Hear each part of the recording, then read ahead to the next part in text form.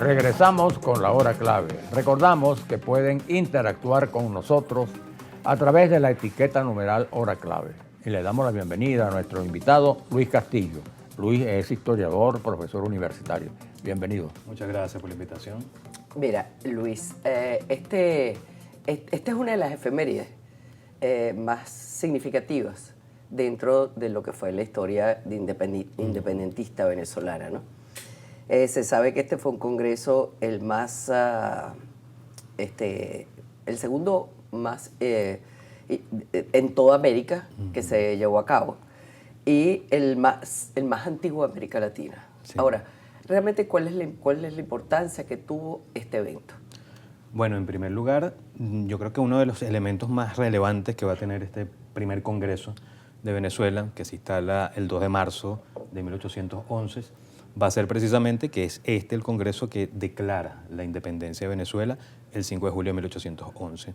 Y claro, aparece, bien lo mencionas, es el segundo congreso que aparece en el continente y es el primero de la América hispana, de las, vamos a llamarlas, de las provincias ultramarinas que tiene España. Esta es la primera, digamos, en separarse de España de forma formal y es la primera, el caso de Venezuela, en organizar un congreso. Los demás van a venir posteriormente.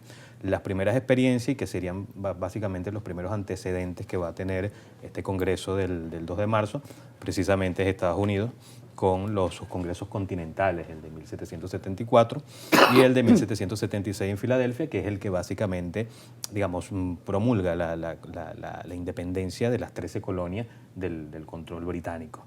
Y en el caso, y hay otros elementos también, por ejemplo, las asambleas que se hicieron durante la Revolución Francesa, pero un escenario similar a lo que ocurre el 2 de marzo de 1811, no hay un precedente directo, por lo menos para las provincias que estaban bajo el control de España. Sí, porque además de declarar la independencia, se firma el acta y comienza la Primera República. Así es. Ahora, ahí también participó una cantidad de gente muy emblemática, nombres patriotas muy importantes. Podríamos repasarlo. Así es, bueno, hay una cantidad de nombres. En particular Francisco de Miranda, valdría la pena mencionar el tema. Miranda es una de las figuras claves, sobre todo por la experiencia que trae Miranda. Miranda va a aportar muchísimo, no solamente al Congreso, sino también a la sociedad patriótica, que bueno, posteriormente Miranda participa directamente en el Congreso, y la sociedad patriótica, que también es un músculo que va a tener un protagonismo importante al momento de declararse la independencia, porque ahí está Bolívar también dentro de este grupo de debate. Algunos se atreven a decir que es el primer partido político, ¿no? Porque no están metidos dentro del Congreso, pero es una fuerza que viene empujando, sobre todo con respecto a la necesidad de la declaración de la independencia. Hay otras figuras, como el caso de Antonio Nicolás Briceño, Lino de Clemente. Cristóbal Mendoza, que es el primer que ejerce la jefatura del triunvirato. Totalmente, ¿no? Francisco Fermín, que es el primer presidente del Congreso de Venezuela. Juan Germán Rocio, por supuesto, Francisco de Miranda, Francisco del Toro, Francisco Rodríguez del Toro, y hay otras figuras relevantes, pero una pregunta que yo creo que sería interesante también aclarar es cómo llegan estos señores a ejercer. Eso es importante. A estar dentro lo que te iba a preguntar del Congreso. Y esto es interesante porque nos habla también del contexto, es decir, estamos en una Venezuela, siglo XIX. Ya empieza digamos, el calor político y los primeros roces van a empezar a darse, sobre todo porque es una provincia que rápidamente se va a dividir en dos grandes aguas, que es básicamente los que se quedan con la idea de la república, que adoptan la idea de la república, y quienes prefieren ser un poco más cautelosos y mantenerse fiel a la corona española y a su rey Fernando VII. Aunque hay estos señores que establecen el Congreso el 2 de marzo, no es que lo establecen y de una dicen, ya somos independientes. No, incluso hay un juramento. Bueno, de nuevo, hay que tratar de moda las dificultades de las transiciones. Exactamente. Y fueron cautelosos. Entonces, ¿qué sucedió? Bueno, primero hay un documento que prepara Juan Germán Rocio para hacer el llamado a elecciones. Estas van a ser unas elecciones de segundo grado. Están la figura de los electores parroquiales, había que elegir a los electores parroquiales y luego estos electores parroquiales son los que van a seleccionar o a votar por unos candidatos que básicamente van a ser los nuevos diputados. 43 diputados quedan electos y el 2 de marzo de 1811 van a abrir sesión, la primera sesión, 30 de esos 43 diputados. Sí. Fue una elección... Prácticamente estuvo la inmensa mayoría, ¿no? Sí, un grupo importantísimo. Lo que pasa es que muchos también eran de la provincia de Caracas, Sí. de esos 43. Dicen que eran Caracas, Cumaná, Barinas, Margarita, Mérida, y también se incorporaron representantes de Trujillo y Barcelona. Sí, Y dejaron de estar Coro, Maracaibo y Guayana. y Guayana, que ellos se mantienen fieles al rey y deciden no participar de ese experimento que también apuntaban a que iba a ser un fracaso, entonces no participan de ese experimento.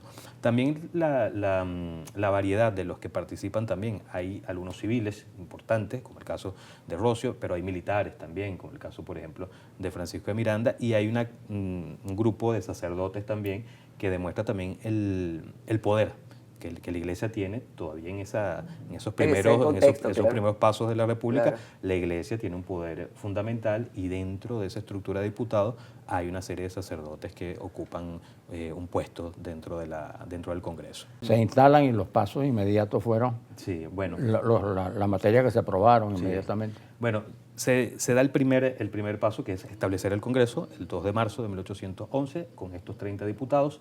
Y lo hacen, por cierto, en la casa del conde de San Javier, que esto también es importante porque habla de la influencia que tenían ciertas figuras mantuanas dentro de estos primeros pasos de la República. En la esquina del Conde hoy en En día. la actual esquina del Conde, totalmente. Luego hay una misa, que Narciso Colli Prat es el que oficia esta misa, y acto seguido hay un juramento. Y este juramento es interesante porque el juramento, básicamente, no solamente juran hacia la religión católica, juran en la defensa de la legalidad y de la soberanía de la provincia, sino que también juran en torno a la figura de Fernando VII. Es decir, ellos están preservando los derechos de Fernando VII. Esto uno puede decir, bueno, pero ¿cómo es que están estableciendo un congreso, pero al mismo tiempo están jurando en nombre del rey?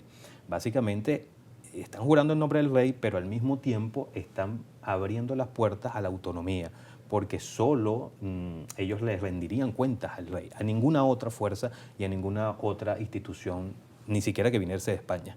Y en ese momento el rey está cautivo, está detenido, está apresado por Napoleón Bonaparte, y eso da pie a que los colonos tomen el control y puedan armar. Todavía no hay república porque no se ha declarado la independencia, no hay constitución, pero ya hay unos primeros pasos referentes a la autonomía. Esa instalación de ese congreso ya nos habla de la posibilidad de autonomía. Acto seguido empiezan ya las deliberaciones, hay varios puntos importantes y entre esos está la declaración de la independencia, el establecimiento de una constitución, la derogación del fuero eclesiástico, son los puntos fundamentales que este Congreso va a empezar a debatir. Más adelante, ya a partir del 5 de julio de 1811 en adelante, hay otros puntos que ellos empiezan a trabajar, como un código civil y criminal, empiezan a hablar también sobre ciertas reestructuraciones dentro de las propias universidades, es decir, empiezan como un músculo político a empezar a intentar gestionar la república que ya había nacido el 5 de julio. Fíjate que este congreso es muy interesante porque son las lecciones de la historia. Es decir, nosotros en este momento estamos en un periodo transicional y eso fue una transición también llevada con bastante prudencia porque, como tú dices, si bien no se rompe completamente con Fernando VII, no obstante se da una serie de pasos hacia la autonomía, ¿no? Así es, porque recordemos que todo esto inicia con el 19 de abril de 1810.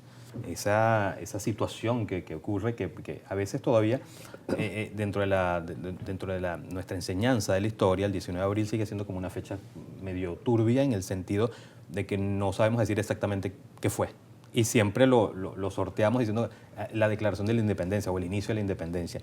Pero si hay una fecha que que es contundente, pero al mismo tiempo tiene cierta reserva, es el 19 de abril de 1810, que es la que ellos prometen, la Junta Suprema de Caracas, que se instala a partir de esa fecha, promete, no hablan de un congreso, pero prometen un organismo que pueda reorganizar la estructura colonial mientras esté la ausencia del rey. Y esa estructura va a ser precisamente este primer congreso. Ahora, ¿por qué un triunvirato? Hubo un triunvirato y el jefe de ese triunvirato, que queda como el primer presidente de la República de Venezuela, es Cristóbal Mendoza. ¿Por qué un triunvirato?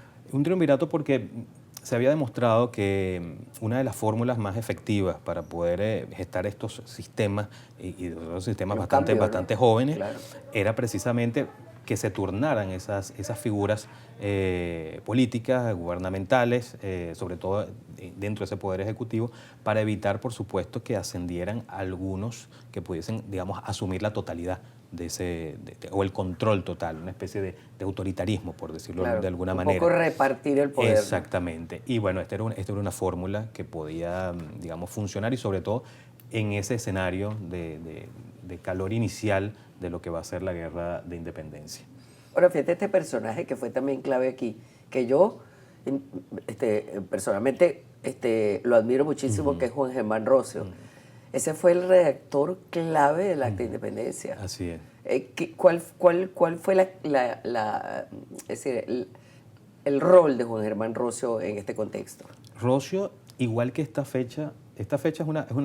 Hay militares participando, por supuesto, pero no es una fecha de derramamiento de sangre, no es una fecha de choques de espadas, tanto el 19 de abril. En el 19 de abril pudiésemos decir que hay cierta participación de la Guardia, que ya está participando y que no ayuda a amparan, etcétera, pero el Congreso es un Congreso eminentemente civil, y dentro de esa estructura civil aparecen figuras notables, y una de esas figuras notables es precisamente Juan Germán Rocio, que no solamente va a ser el redactor del acta de la Declaración de la Independencia, sino también del documento que va a ser el llamado para el proceso electoral, y también dentro del proyecto de constitución que se hace en diciembre de 1811. Es decir, Rocio tiene una participación al comienzo de la República tan importante como la va a tener, por supuesto, Bolívar como político y como militar. O sea, Rocio es una figura que hay que destacar. La Constitución Federal de Venezuela fue la primera Constitución de Hispanoamérica, o sea que nosotros tenemos una historia constitucional de la cual estar orgullosos también, ¿no? Y tenerlo como una referencia importante. Somos fundadores de la estructura, vamos a decir, política, administrativa y de independencia de nuestro continente. Somos claves dentro de esa historia. Bueno, Luis, muchísimas gracias por habernos acompañado en este tema tan... A mí de verdad que me encanta, porque yo siento que tiene, bueno, como todos los momentos estelares de la historia, muchísimas lecciones que darnos, ¿no? Así es. Bueno, vamos a hacer la pausa mientras lo despedimos y regresamos con ustedes.